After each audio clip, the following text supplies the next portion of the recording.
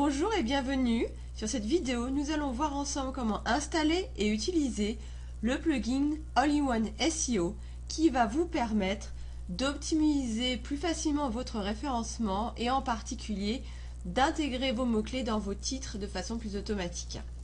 C'est parti.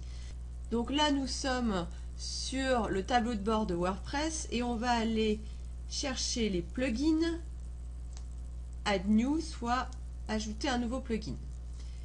On va taper All-in-One SEO, voilà, et recherche. Donc WordPress va nous suggérer un certain nombre de plugins. Voici le nôtre. Installons-le. Êtes-vous sûr? Oui. Puis, on va l'activer. Activer le plugin. Voilà, nous sommes sur la page d'accueil d'All-in-One SEO avec toutes les options qui sont disponibles. Le début, là, c'est de la publicité, ça ne nous intéresse pas.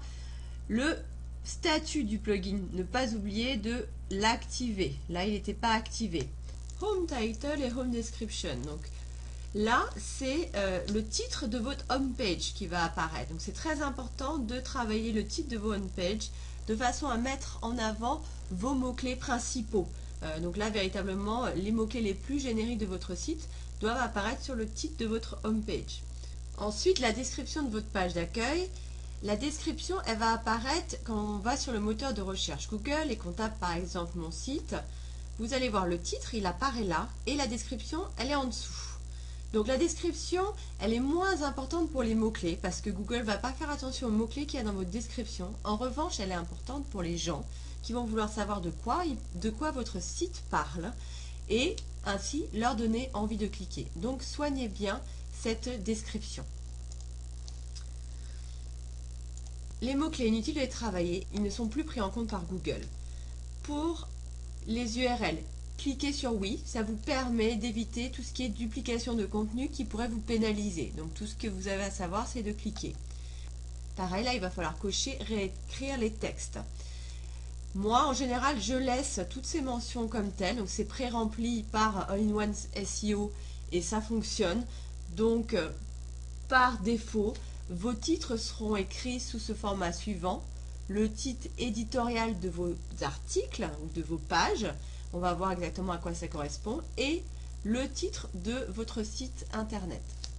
Ça fonctionne. Sachant qu'on verra par la suite, à chaque fois que vous allez écrire un article, vous aurez à la fin de cet article des options All-in-One SEO pour vraiment customiser, adapter les titres et les descriptions.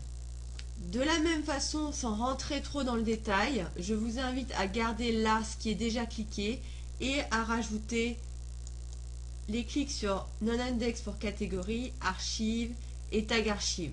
Cela vous permettra d'éviter des duplications de contenu qui peuvent vous pénaliser dans votre référencement. On passe cette partie-là et on appuie sur Update. Donc, maintenant, votre plugin est bien à jour, il est actif. Voyons comment est-ce qu'on va l'utiliser au quotidien.